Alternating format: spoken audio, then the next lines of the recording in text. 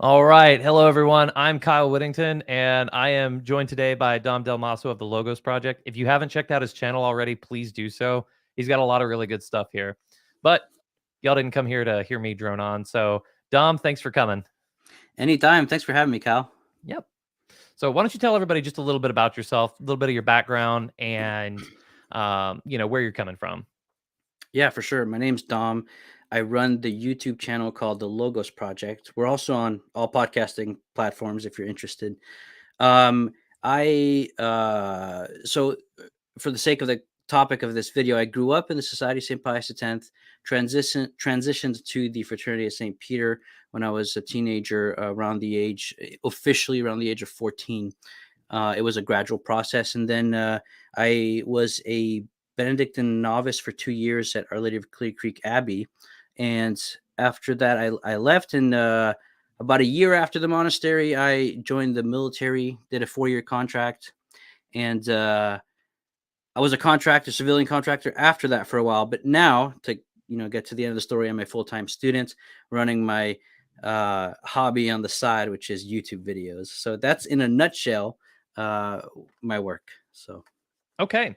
So obviously everybody familiar with the topic, they're going to be familiar with, SSPX, FSSP, Clear Creek Abbey, and then you went military. mhm. So where are you going to mass now? I go to mass at my local parish. It's about, I don't know, on when I'm late, it takes about 20 minutes. When I'm early, it's about 25, 27 minutes. So Fair enough. Oh, it's nearby. It's a great parish. It's called Infant of Prague Catholic Church. I'm near a military base, so there's a lot of military that goes there, but a lot of young families. You see of all stripes, and yeah, it's a great diocesan parish. Great pastor, great priest. We have an amazing young adult group. I teach the Bible studies on Wednesdays, and before Bible study, we do Gregorian chant. And we have a bunch of many more activities that the group does. So that's about it. Yeah. so a very, very active community then. Yes, So, very much so. Yes. and this is just I mean, I don't want to call it standard issue diocesan, but this is just a Yes, diocesan parish. This isn't run that's by right. any Yeah, it's this the Reformed Missal of 1970. I recently, so within the last, I want to say a couple years, maybe a year and a half. I can't remember exactly. Father's been saying Mass facing East every Sunday, and yeah, it's quite awesome. And lots of incense. A lot of the several of the young adults have actually started serving, so and they're very reverent, and that's great. That about sums it up. Yeah. Okay, so would you say that you go to a unicorn mass? No, I actually wouldn't. I mean, Okay. I would say that it still is like the choir. Well, I gotta be careful what I say.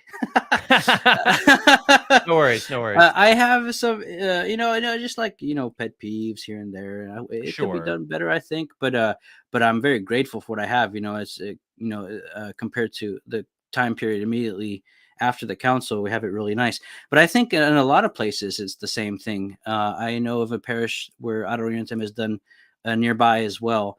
So I would say. Um, I don't know. You have unicorns, you have centaurs, and you have horses and ponies.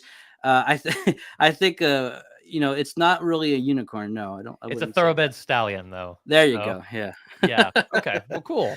yeah. Okay, that's good to hear. Okay, so you grew up with the SSPX. So what was that culture like growing up? Yeah, I went to several of their schools, and I really loved, especially there's one I went to that I really loved. It was a boarding school. They had a rugby team. They had the education, the expectation for your schoolwork was very high. And I don't know, I was just a very misbehaved kid at that time, so I didn't do too well. But I loved it was a very big school for a high school, about 200 students, I think it was. And for a high school, that's a boarding school, that's a traditional Catholic school, that's pretty good. Um, I did experience a little bit of a kind of enclosed sectarianism, you might say. Hmm. But overall, my experience was positive. Although I do have some like moments where I was like, okay, that doesn't seem right to me. Certain attitudes or certain things that took place, but at the end of the day, I think I had a good experience. But I did feel like something was missing. There was a kind of closed offness that you couldn't question whether you couldn't question things in general, I would say. But that slowly kind of subsided because the family as a whole moved away from the society, and Mm. especially during the pontificate of Benedict, we were with the fraternity, and yeah, so that was for the society. Yeah. Okay, gotcha. You said there were certain attitudes. What do you mean by that? Oh, I mean, and this isn't just the society, but You'll I you'll mean, find this anywhere. yeah, I mean, well, how to put it?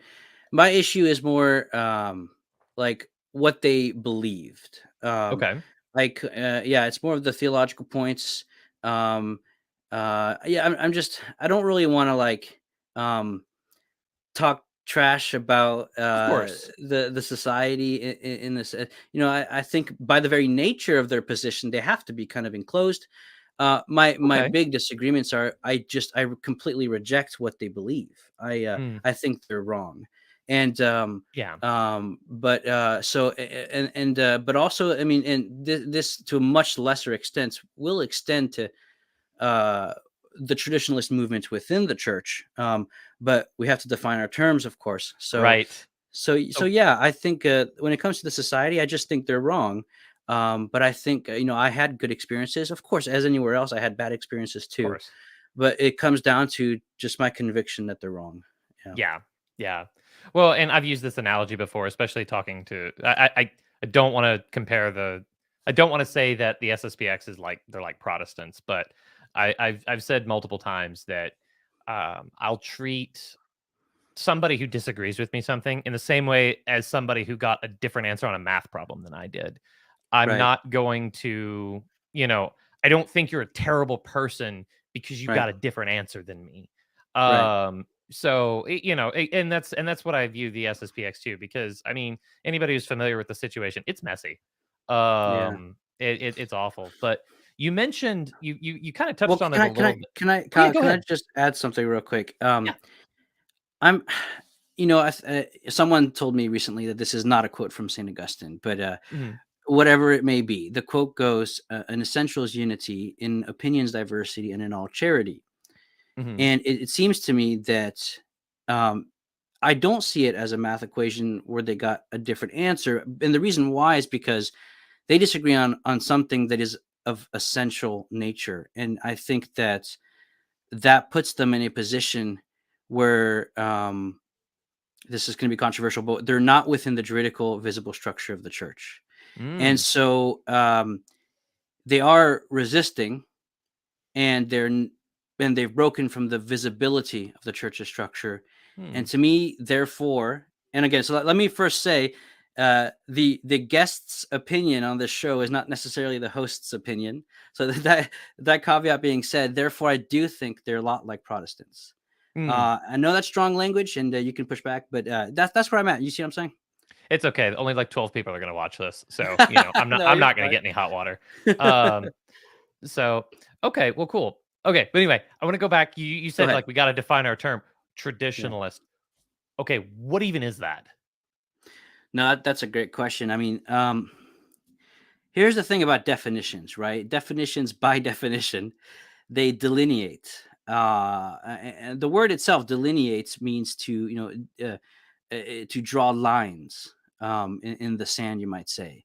This is this and not that, you might say. And so I want to compare.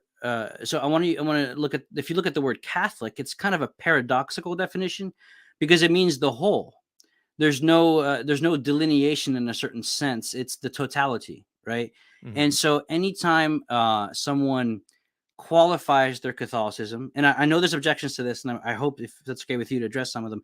But mhm, anytime someone qualifies their Catholicism, I think they're delineating a line in the sand that ought not be there, and they're not grasping onto the whole. And so If I can, Kyle, I have a quote here that I pulled up from Pope Benedict the Mhm. 15th. Do you mind if I Yeah. read it? Yeah, go for it. Okay, and I know there's objections to this, but here's the quote. In Ad Beatissimi, Benedict the 15th writes, um, "It is, moreover, our will that Catholics should abstain from certain appellations which have recently been brought into use to distinguish one group of Catholics from another. They are to be avoided not only as profane novelties of words, out of harmony with both truth and justice, but also because they give rise to great trouble and confusion among Catholics. Such is the nature of Catholicism that it does not admit of more or less, but must be held as a whole, or as a whole rejected. This is the Catholic faith, which, unless a man believe faithfully and firmly, he cannot be saved, as the Athanasius as St. Athanasius says. There is no need of adding any qualifying terms to the profession of Catholicism. It is quite enough for each one to proclaim, Christian is my name and Catholic my surname. Only let him endeavor to be in reality what he calls himself." So that's the quote. If you don't mind, I'm going to Mhm.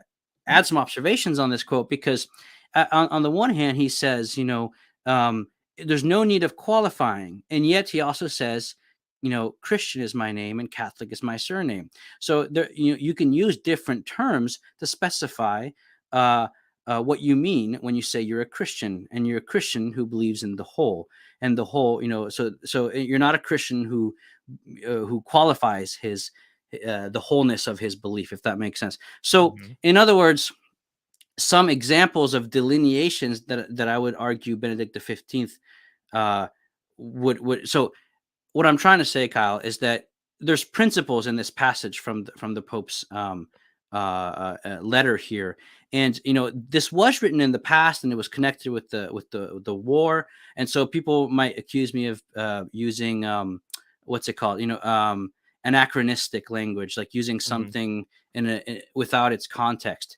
But there's very clear principles here. So, for example, a delineation might be, I'm a Donatist Catholic, or I'm an Old Catholic, or I'm a Arian Mhm. Catholic. That doesn't mean that they're synonymous right now with people who are within the church, right? But Right. what I'm saying is that inevitably leads towards a certain direction, I think. But then people might retort, well, what about Byzantine Catholics, Eastern Catholics, Ukrainian Catholics, right? And Yeah.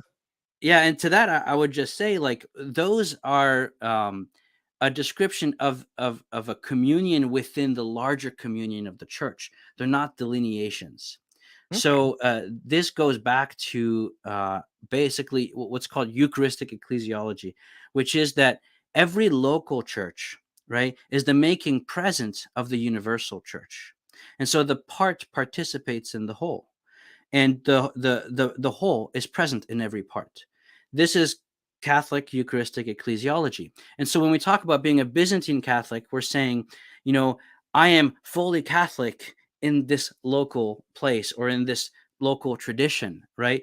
But when you say and this, in other words, my conclusion is that when you say I'm a traditionalist Catholic, it Mhm. seems to me to fall under the principles that Pope Benedict the 15th lays out here of qualifying unnecessarily your Catholicism, and unlike other qualifiers, which are merely talking about a communion within the larger communion. Do you see what I'm saying? Yeah. So, Yeah. how would that be different than saying, like, I'm more Benedictine than, Yeah. Dominican or something like that? How is that different? No, that's a great question. Well, the Benedictines, the Jesuits, the Franciscans, um, they they're not an ecclesial communion in the sense of being a church within a church, right? We talk about local churches within the universal church.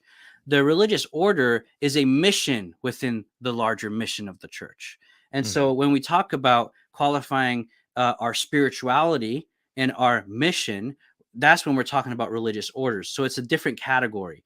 It's just saying I am focused on this aspect of the church's mission, this Benedictine charism or this Franciscan charism. But it's, again, it's like a church within the larger church, but here it's a mission within the larger mission. So it's Mhm. analogous. Yeah. Yeah, okay.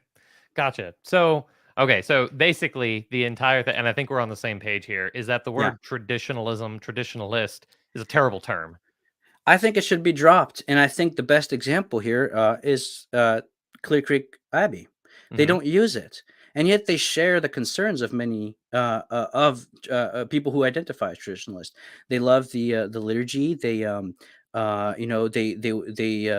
decry the excesses of Catholics who are not fully adhering to the whole again. And Hmm. so I think that when you react to those who are not adhering to the whole in a way that's an overreaction, you end up not adhering to the whole. And that's why I think the word traditionalist should just be dropped. Yeah, so for those of you who don't know, like I do go to an Institute of Christ the King oratory. Hmm. But like some of my best friends, Father Jeremiah Hahn, Hmm. the man couldn't celebrate a Latin mass to save his life. Um, and yet at the same time, there's been a handful of masses that have brought me to tears. One being celebrated by him, Novus Ordo, was one of Hmm. them. And so, and then even then with my story, like I started off going to a life teen mass.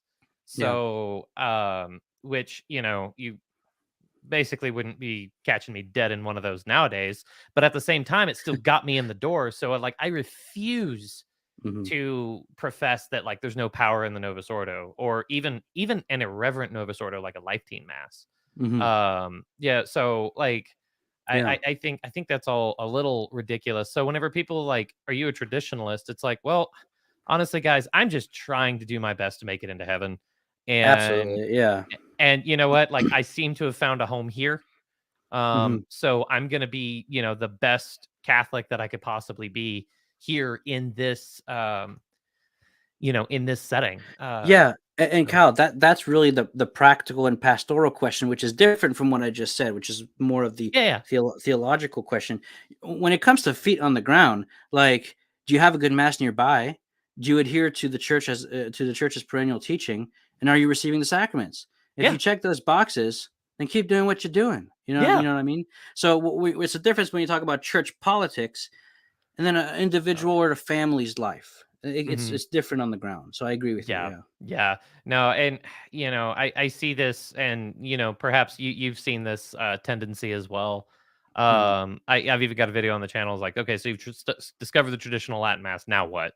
You know, but Yeah. one of the things is that I find this tendency among Latin mass goers to get really Mhm. bogged down with the politics of it all. And Yeah. it's just like, hey, bud, at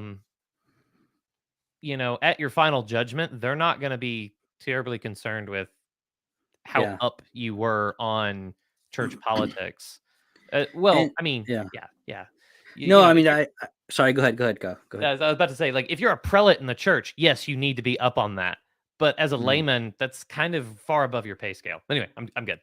No, I agree with you, and I think you see this on all sides of all aisles. I'm allergic to Mhm. binaries. There isn't the right and the left, the conservative and the progressive. I think Right. it's much more complex than that. But I think that you see this everywhere. You got the people engaged in church politics who are pushing for women priests, or maybe for contraception, or maybe for Hmm. gay marriage, or blessing gay unions. You name it. But then you have people who are pushing for dissenting from a official teaching that is promulgated by the magisterium, who are weaponizing certain traditionalist things against what the church is saying today. It's all over the place. And so I think at the end of the day, we just got to go back to basics and then live that life and kind of unplug. It doesn't mean burying your head in the sand. As I was telling someone else the other day, it's burying your head in the sand if you think everything's fine. But to Hmm. be Catholic is to know that nothing is final until Jesus comes again.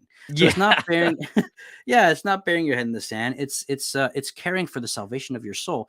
And what is needed is sanity. You can't have a fruitful spiritual life if you're anxious and depressed. Hmm. So that's yeah. So Yeah. Okay. Well, cool. Well, so just a little bit of a pivot, but sure, um, so I'm just gonna hit you with a ridiculous question, so feel free to give it do a it.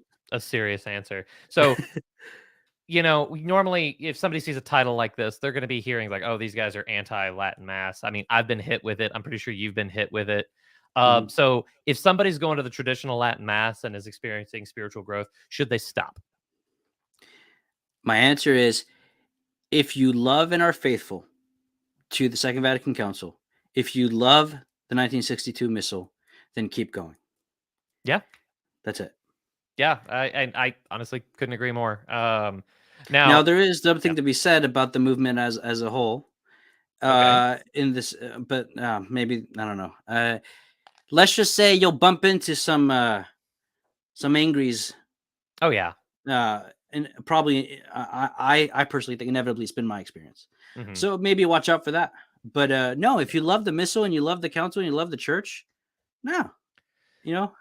You So know, it's really interesting. So, maybe we can go into a difference, like here in a little bit about what you've seen in the differences of the communities of FSSP and SSPX and Clear mhm, Creek, for that matter. yeah, But I've I've kind of noticed in my own experience that there's a major disconnect from what you would see as like the online rad trads and like one of the canons of the Institute of Christ the King.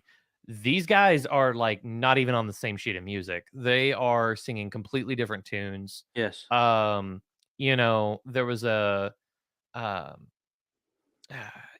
one of the most vocal critics of rad trads, and he'll say it with like a mocking tone, is a French priest of the Institute of Christ the King, and he'll be yes, like, because he was saying like spending all day online hmm, criticizing the Pope, that's not traditional. no, Like of course not. that's Yeah, he's like that's modern nonsense. Like yeah, no saint has ever done that before in history. never. Yeah, Um, and so it's really interesting. But on that note, what are some of the yeah, differences that you've seen between like SSPX, FSSP, Clear Creek, yeah. Institute, etc.?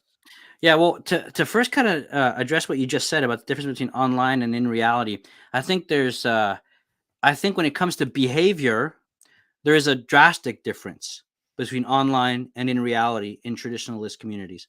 Oh yeah. Um, People are, and the reason why is because it's because of the screen that separates you from the person. And if people don't say the things they say online to you to people in person, it's Mhm. like road rage. It's just a car, so you're mad at the car and you think the agent in the car is stupid. But if Mhm. you're face to face with that person, you're like, oh, sorry, misunderstanding. And so the Right. medium causes that. But when it comes to theological positions and certain beliefs, I have not seen a difference. Okay. And people might disagree, and that's fine. But let's just say that, um, growing up in the traditionalist movement, um, suspicion of the council, if not sometimes withholding of assent in certain things because well, or like, I don't know how to put it, because you can criticize councils in a constructive way. Sure. Obviously, you can. In fact, and you can apply that to any council. But suspicion, recognize and resist, defined in the wrong way. Mhm. Because there's such a thing as recognizing the office and resisting the hypocrisy, like Matthew 23 talks about. So Mhm. these terms can be used, misused, and abused. But I think that when it comes to how people feel about the authoritative teaching. And I don't see a difference. Now it Okay. depends if you're talking to a YouTube City commentator. Um, but at the same time, I mean, because I've known several City contests, and yeah, same thing. They no, so I like when it comes to what they think, I don't see a difference. When it comes to how they act, I definitely do. Yes, Interesting. So, yeah, what do you mean, like the way they think? Is it just like how they approach, how to interpret Vatican II, or what do yeah. you mean by that? And of course, so and another distinction is that there's exceptions. For example, I think I really like Institute Christ the King. Mhm. Um, I actually, I hope no one kills me for this, but I prefer them to the fraternity. Ooh. So, uh, but I so because I've actually had less experience in the institute. So Mm. but I've been to several of their parishes several times. But Mhm.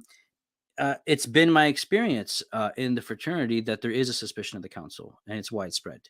Mhm. But I'm not what's the word, a statistician. You know what I'm saying? Sure. I don't I don't have a degree in statistics. I Yeah. don't look at them. I'm talking to my experience. I guess I could be wrong, but my experience has been that there's a suspicion of the council, and a desire to forget most of it. Maybe we'll keep some of it. I don't know. So and I could be wrong, but uh, yeah, that's basically it. Not at Clear Creek at all. Not at Clear Creek Hmm. at all. Clear Creek, I think, is the model here. Okay. But institute, I don't know as much, but I've had good experiences, so I tend to think it's Yeah. great.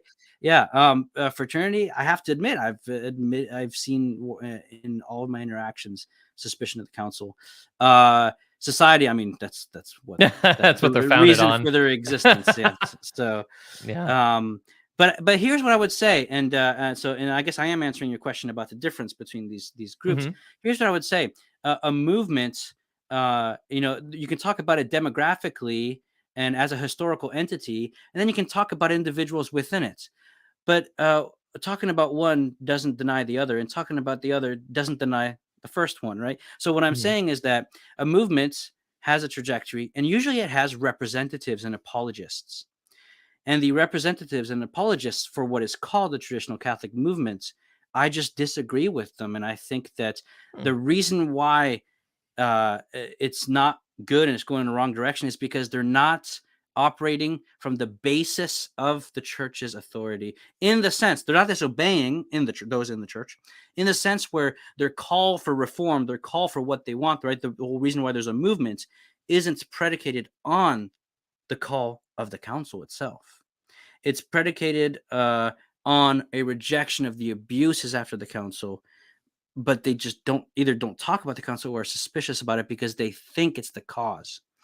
So demographically, and you look at the apologists, that's why I have a problem with the movement demographically. Now, of course, individuals are a different question, but that's why I think we need to drop the Mhm. term basically.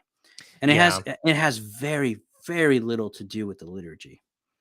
Yeah, it's kind of one of those things, like, one of the terms that I've kinda tried to adopt is just Latin mass goer. Like, Yeah. and because it's just like, really and truthfully, from my experience with the community that we have in St. Louis, Yeah. is you really have to take it on an individual level. We have, full-blown, like, Benny Vacantists there, Yeah. and then we also have people who's, I mean, we've got your standard, Protestant spouse whose wife drags them to mass. Yeah. Like, we have both of those camps at our in our community.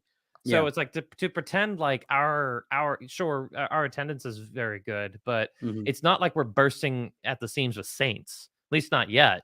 Yeah. Though that certainly is the goal. And I think Yes. what you're Yeah. getting at, that's the goal, is Yes. we need to be bursting at the seam with saints, guys. That's Yeah, the when only thing that, we could yeah. talk about solutions, yeah, but because there is a rift, there's not unity right now, I don't think. Yeah. Yeah, it's unfortunate. And there's a lot of confusion too, like, Hmm. especially, Vatican II. And I don't want to. This isn't going to be a Vatican II bashing Sure. show, Yeah. Well, but yeah. one of the things that, and actually, you may be a little bit more knowledgeable on this than I am, but the thing that, I guess, my frustration with the Second Vatican Council is that previous councils always had canons, a creed, or Hmm. whatever, uh published after the councils, which is like a culmination of the council. Yeah.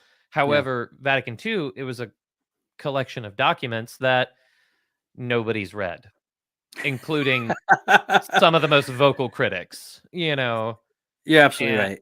Yeah. yeah, and it's just frustrating because, like, I literally had to buy a book, Conciliar Octet by Father Aidan Nichols. If you haven't read it, it's Great excellent. book. Oh Yes. yeah. So, like, I literally is like, okay, what is going on here? Yeah. Um, because, like, I'd always heard random things, and yeah, it's just it's Well, it's hard to make heads or tails of that. yeah, no, so I agree with you. I can't remember who it is that put it this way. It might have been Ratzinger. So the council was a council of theologians for theologians, even though the even though it was meant to be for the world, and it is for the world, and it isn't hard to read. It isn't. It's very easy to Mhm. read, but it was a lot of theology, and I think um, you know the reason why there weren't any canons was because the council was addressing something more profound, I think, and not just defining things in order to defend the church from errors, Mhm. but addressing something more profound, I think, which is the fact that we've entered a new age, which is the age of a post Christian world. And the question then becomes, well, what is the church in a world that claims that it's secular, right? So this idea of Mhm. secularity, which is that there's this neutral sphere where you can hold to your opinion and to your opinion and to your Mm. religion and to your religion. It privatizes religion, it individualizes it, and that's an attack on religion. And so that's actually one of my issues with certain traditionalist communities, is that they've become kind of like a private religious group, Mhm. and a group that lacks mission. And the reason why is because they're reacting to false ecumenism, which but if you follow the logic, false ecumenism is an ecumenism that's abandoned its mission. And so that's why I think it's just an overreaction. And so that would be one of my critiques of those communities. You need to recover the genuine sense of mission, the genuine Mhm. sense of being the light to the nations. And so I think that yeah, the council, I think it needs to be explained more at the local level, at the individual Catholic level, and that's what I'm trying to do with my channel. Mhm. Um, but it has been clarified by several of the documents of the authority of the church. But again, those are kind of official documents. Who's teaching in the parish, the Catholic, and Mhm. but I'm also not calling for, and I'm kind of on a tangent here. Sorry, but No, you're I'm fine. not. I'm not calling for some kind of plan, like a bureaucratic implementation of this is what we need to do A, B, and C, right? Mhm. I think that that itself is a modern way of thinking. We think that we need to do something. And so that's doing something, finding a solution isn't a solution. It's actually the problem. We've forgotten how to be Catholic. We've forgotten that the fullness of Catholicism is a claim that secularism is a lie. It's not true. The horizon is the church, whether people lie to themselves about it or not. And so that's why ecumenism is actually important, and that's also why false ecumenism took place, because people didn't think the church was the horizon. And so anyway, it's I'm throwing a lot of stuff at you right Yeah. now, but I think that a lot of this comes down to the fact that we do not understand the council, and you rightfully pointed out, explain it to us, Right. right? We're saying explain it to us, and I agree with you. And I think that's the task at hand, which is to go back to the sources of grace, and to pray and study, and to change the way we see the world, and hopefully people will step up and explain what the church is trying to say. Yeah. Yeah. Yeah, no, I agree. There's a gentleman who recently reverted, Mhm. um, not the guy in the live chat. We'll get to him later. Well, I'm not But even following oh that. yeah, no, it's okay. I keep an eye on it. But Okay. he recently reverted, and his dad actually went to high school at our church there, Hmm. and I just talking to him. Um, I kind of got the sense that he's getting off into the weeds on a lot of these things, and Hmm. I just asked him like straight up, "Is like, have you read the Bible cover to cover yet?" And he's like, no." And it's just like, okay, you're going out to the extremities and you're not even familiar with the heart. Like, Yes, very well put. Yes. it's just like, hey man, let's focus on the basics first. You got to Yes. learn how to crawl before you can run marathons.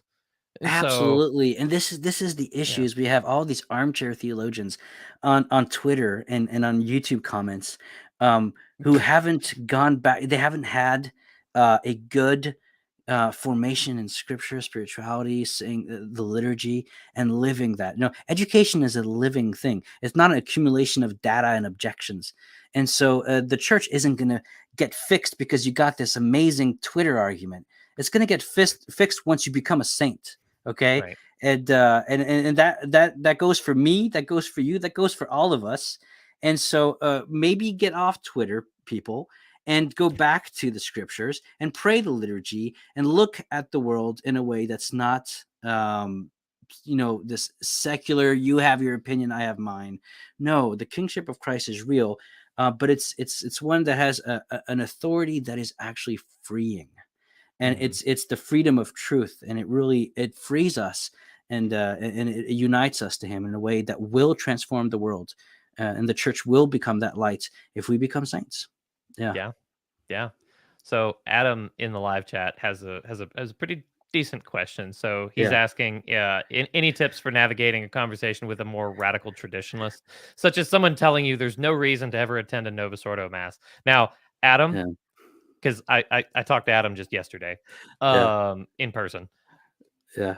I have in my head about one of like 3 people who probably told you that. I can tell you with 100% confidence you can safely ignore them, and you can tell them that I said that. Anyway, Dom, go Yeah. ahead. Um, Sometimes people, because that's a tough one, because sometimes they've been reading these blogs and they're entrenched in this accumulation of perspectives, and so you can't just change someone's mind overnight. So the best you could do, I think, is plant seeds.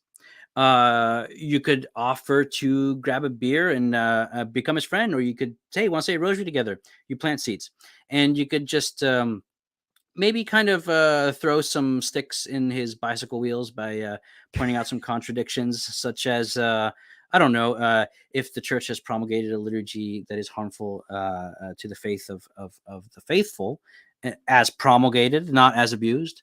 Then how does that jive with the Council of Trent? And you can pull out, I can't remember which canon it is, but you could probably look it up. Maybe look up one of Michael Lofton's videos. He probably watch Michael Lofton, try to get some answers from him and my channel, hopefully, if it's good. But yeah, maybe kind of do some research, find some good resources to use those as sticks to put in bicycle wheels, but don't expect to change his mind. Just be his friend and pray with him, and leave it up to the Holy Spirit. Yeah. Yeah. No, and to kind of build off on that, one thing that I've been really big on, and this is ironic because I have a YouTube channel, is that I think people are going to be much more, they're going to be better served by getting offline. Like you would Yes. do far better to stop watching this video right now and call me than you would by like just Yeah. consuming everything that I've ever produced. Yeah. Which, for Adam, for like, well, I mean, you don't have my phone number, but you've got me on Facebook. So, Yeah. but it's just like talk to people. And then also like, and I can say this as an institute, guys, or as an institute Hmm. attendee. I don't know what the proper term on that is, You're but, good. is that like the more we talk to the canons, the better off we are. Hmm. Because I can't tell you how many times whenever I hear this French priest go, he's like, "Oh, you can ignore him. He's a stupid boy," and it's just like, "Oh, okay, all right, thanks, Canon." Yeah. But yeah, I guess it's frustrating to me because it's just like, you mentioned the Christ the King. We just had our Christ the King festival, Yeah. and the kingship of Christ is extremely real and like Yes. literally it demands things of you. And I never understood that. And like Yeah. I'm seeing all this beauty, and yet Hmm. whenever I see this guy on Twitter yelling and screaming, and then to the point where like yelling and screaming at his bishop to where his bishop feels like he needs to do something about it now, is just like, dude, you are making it so much worse for the rest of us. Please stop. Like, I you know, find it so interesting because people speak out because they think something's wrong and they think speaking out is the solution. But as you've just pointed out, it just adds to the problem. yeah. Um, if you need to make sure that you get the right argument in order to remain Catholic, it, because some people stay online because they want to make sure that they're Catholic for the right reason or something like that. You need to ask more fundamental questions. In other words, people's faith depends on what's going on in the news and the media. Mm, Faith is a lot more expansive than that. It's a lot more fundamental, and I think unplugging isn't, like, what I'm trying to get at. It's not burying your head in the sand right. because now you don't know what's going on. It's like, who said you had to know what's going on? Is it because you're trying to make sure that the church doesn't, declare that gay marriage is good to go now? And are you like lying in wait to see if the church is going to mess up or not? Hmm. You already have an attitude that is not one of faith, and and Yeah. and you have to go back to more fundamental principles. Why am I Catholic in the first place? And you can do that very well, without being online. So there's no call for being online unless you have a ministry, or if you're educating yourself with proper sources and proper channels. And I I'm having a hard time seeing why Twitter is okay to be on. So I'm not. This is just a thought. Okay, I haven't thought this through, but I Okay. have a profile because of the channel, but I I I, Sure. I I have my friend actually post things for me on it. But I'm having a hard time seeing why anyone would have Twitter. I again, I Mhm. haven't thought about this, but if someone's got a good argument, share it with me. But I just no, I don't think so. So yeah, Yeah, I don't know if you're familiar with Megan Thomas. She runs Filed Under Faith. She's kind of plugged into Catholic Twitter, and like, good for her. yeah, But like, I don't have a Twitter account, yeah, and I yeah, honestly have no intention of getting one either. yeah. One of a book that I read that was absolutely life changing, and I recommend it to everyone, Hmm. is The Power of Silence by Cardinal Sarah. Mm, Um, in that, toward the end of the book, there's a like a three-way conversation between um the abbot of Le Grand Chartreuse. mm, So, the Carthusians there, who it's 100% silence for them. yeah, Um, and Cardinal Sarah and Nicolas Dia. Um, but at one point, Dom Dismas de la Seuss says, there's a situation in Syria going on right now, and it's tragic. Like, as mhm, the abbot here, I'm required to like kind of keep track of the news and what's going on. That's my yeah, responsibility. But he says, like, but for the conflict in Syria, I can offer nothing. Nobody is calling me. Nobody's mhm, asking me what we should do. I can offer nothing to that situation, as tragic as it is. yeah. And, like, I kinda every time, like, some big thing happens, I'm kind of the annoying guy in the conversation, was just like, "Well, Kyle, all this happened to you." Is like, "So what do you think?" It's like, "Oh, I can tell you what I know for sure." "Oh, what's that?" I wasn't there." Yeah, Yeah, it yeah, it's like, contrary to popular belief, the president of the United States has never once called me yeah, and asked how we should handle a situation, ever.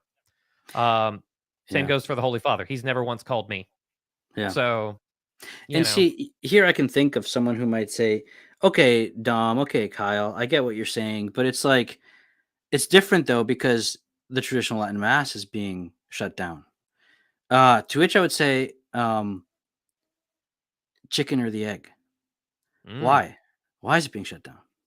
yeah. Because in the name of not burying your head in the sand, you've you've concocted a storm. That's and so I'm upset. I'm Yeah. upset because I love both forms of the Mass. Mhm. So chicken or the egg? You don't you don't you don't fix the problem with a problematic solution. You make it worse. Right. So I think we're in the predicament that we're in because it's a predicament of our own making. Yeah. Um, and yeah, so that's what I would say to that. Yeah. It's and somebody could correct me on this, but it's my perception that our bishops in the US, at least in the US, probably worldwide, are overworked to the point where they are literally only handling situations that they have to handle. Yeah, And I've heard he's like, it's like, I became a bishop, but I'm no longer a shepherd. I'm just an administrator now. So it's just like these guys are kind of in a exactly. they're kind of in a fight for their lives effectively. So like they need all of our support. But it's kind of one of those, if you become a problem that they have to handle now, well, now they have to handle the problem.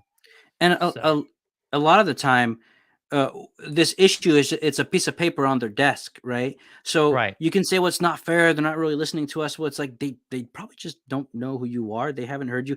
Sure. This is a pile of papers on, but that actually goes deeper. I think that's what's wrong with the church right now is bureaucracy. I Oh think yeah. that it's a cancer in the church, Mhm. especially in America. We need to lose this bureaucratic system and recover true authority and the charism that comes with that, which is one of being a shepherd, being a teacher, a sanctifier, and I think the structures of liberal secular America right now has trapped these bishops. And also, how to put this, I got to be careful with what I say. Yeah. um, Bureaucracy is evil Mhm. and authority is the solution, and it has to be personal, and we need to get rid of these structures, and a lot of us are also trapped in structures of sin, as John Paul II calls them. And and our solution is to retreat into our little parish. That's again my issue, is that this is much bigger than that. Hmm. So I guess yeah, I think that bureaucracy is an evil, Yeah. and but we're trapped in it. The bishops are trapped in it, and we're as lay people in a crisis of faith, and the hierarchy. I think a lot of the members of the hierarchy are also in a crisis of faith. It's the effects of this liberal secular world, which is basically a new paganism. It's a real moment of doubt in the life of the church because of the attack that this unchristian, post-Christian, anti-Christian world has launched on us for the last 400 or 500 years.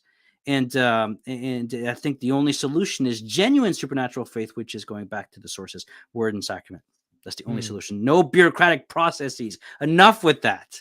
Yeah. Back to scripture, back to the sacraments. Period. Yeah. So, okay. So what's the way forward here? That's it. Yeah. It's not what should we do next. Hmm. It's being renewed in our minds, and not just our brains and our thinking processes. That's important, obviously, but for that to change us fully and wholly, WHOLY, but also to make us holy, right? Hmm. And so and that can only happen when we steep ourselves in scripture, not in filth, which is, sorry, I'm getting a little agitated, but you know, if you're steeped in filth, you're gonna be filthy, and you're gonna be scandalized, and you're gonna also gonna be a hypocrite because you're scandalized at the Right. filth, and yet you're full of it. You're swimming Right. in it. Have you Steep met yourself. you? You're awful. Yeah. Yeah, and I'm speaking to myself here. Absolutely Right. am. I'm being a hypocrite by saying this online, but whatever. God could use it whatever He wants to use it if He wants to. But no, but steep yourself in Scripture. How much Scripture do you read? How many Scripture commentaries do you read? I think the St. Paul Center is an excellent Hmm. resource. Buy their books, make them rich, and then they'll give it to the poor. You know, because Yeah. they're a great resource. But St. Paul Center, especially, buy some good theology books. Don't just read them and become a kind of a Catholic nerd. Hmm. Read them and let what you read transform you. Let Hmm. it make you wonder. And this is what a lot of these great theologians called for, which is a theology on your knees. It's a theology that you learn it, and you discover it so that it works on you, and it transforms you. And what is it? Well, it's Christ. Theology is all about Christ. And in Christ, what do we find? We the revelation of the Trinity, which is this mystery of love, and are called to participate in that. And so being transformed by the beauty of Christ, that's the only answer. It's not some kind of what do we do next? It's become holy. That's it. Yeah. Yeah. No, I agree. So now, okay. So somebody's watching this channel and they're like, okay, Dom, you convinced me, but I have no idea where to start. I just basically walked it off the street into my Mhm. nearest Latin mass parish. I'm very confused. What if you were to tell me, like, I've got the afternoon free, what do I do first? Okay. First thing you do is, if you want to be practical, okay, let's be practical. Do this on either an empty stomach, or if you've eaten recently, just make sure you don't eat too much. So an empty stomach probably is the best. Find a place of silence. The reason why is because prayer is much more fruitful, I think, when you're hungry, when you're on an empty Ah. stomach. Because when you're full, you've just eaten, you're kind of lethargic. So the body and the soul here, they're not two different things. They're two distinct aspects of what it means to be human. And so I think it's important to be fasted and find a place where genuine silence is possible, so no noise. And read, let's say, start with the Psalms. And this is what I did when I was at Clear Creek, right? Read the Psalms, uh, um, and to find a good commentary on them. Michael Barber's got a great commentary on the Psalms. I think it's Michael Barber. I read it for my wisdom literature class. So that's a book. Yeah, buy that book by Michael Barber. I can't remember the title, but it's a very little booklet on the commentary on the Psalms. Excellent booklet, and and find an hour and do that. I also think it's better to do it in the morning. And I'm, as you can probably tell, I'm speaking from my experience from the monastery. But empty Mhm. stomach, morning, silence, reading the Psalms and the commentary by Michael Barber. Start there. You know what I mean? Okay. That's what I would say. Yeah. Okay. All right. So, okay, you actually touched on something a little bit. So, okay, I love Clear Creek Abbey. I grew up Yes. actually like 2 hours away from there, though Yeah. whenever I lived there, I had no idea that it was there. Mhm. And it's definitely gonna become like an annual pilgrimage of ours. Um, Yeah. so are there any practices that you picked up at Clear Creek Oh, that absolutely. you like still carry to your day-to-day life? And like you already mentioned this one. Like what else would you recommend that people like bring into their day-to-day lives? I try to keep them up, but I'm very unsuccessful. But that's definitely one of them, which is Lectio Divina, right? Anytime I get a chance to do it, which is not often, I'm also a procrastinator. But Mm, if I get a chance to do it, that's my go-to. But I say the office when I can. Rosary, office, and Lectio Divina are like, I don't do anything else, like any novenas, any other devotion you can think of. Not because I don't like them, it's just you can only do so many, and right. so I alternate between Rosary, office, and Lectio, and that's Mm, just and since Clear Creek, that's been my prayer arsenal ever since. okay. So yeah, so saying the liturgy of the hours, I think, as the council called for, it's not just for the clerics; it's for us too. It's the prayer of the church. We should be in tune with the church, the way she feels, breathes, and lives, and that I think that'll heal a lot of the division. Yeah, Yeah. So let's see here. I had something and it's gone now. But you're fine. okay, so Lectio Divina, Rosary. Oh yeah, no, I was going to add that I believe it was Saint Jose Maria Escriva that says like there's a ton of um, different devotions out there. Pick like three of them and do them very very well. Yeah, Like yeah, you can't do it all. So yeah. I picked so 3, but I don't do them very well. well, thankfully you're not dead yet, so you still have time. Yeah, So yeah. um, but let's see here. Um, so we have Kevin in the live chat. Kevin's a good friend. He's a fallen away Catholic. I call him a pleasant apostate. Gotcha. Hey, Um, Kevin. yeah, so he grew up with the FSSP. So, but Oh, anyway, he really? said, yeah. So he said, I'm an ex-trad, ex-Catholic. My second story is that I dove into theology and philosophy so hard that I undid my Catholicism entirely. I almost feel like a foil to you. So, What does that what mean, a foil? basically, like, you're like he's like the antithesis of what you Oh, did. I see. Okay. Yeah. So, hopefully I got that right, Kevin. So what kept you Catholic? Like, I lost all my reasons to be Catholic after I took my deepest dives. Yeah, that's a great question. I don't think I can fully answer it here, of course, but what kept me Catholic was going back to more fundamental things. Um, and because I think that was my problem was I felt constricted, and I felt like I had to stick to the kind of neo-scholastic manuals, and be suspicious of anything that wasn't that. And so I decided to trust the church and to explore. And it was honestly reading John Paul II's Theology of the Body, Joseph Ratzinger's main works. The three main ones that have changed my life are Eschatology, Principles of Catholic Theology, and Introduction to Christianity, especially Introduction to Christianity. But I mean, more fundamentally, it was a kind of it was at Clear Creek actually where I had a crisis of faith, of all places, which is kind of ironic. And I wasn't sure if I believed, and it was asking those fundamental questions: Do I believe? And the question is, in what? Well, in reason and in love. And then the next question was, Do I hope that reason and love uh, are the answer for me personally?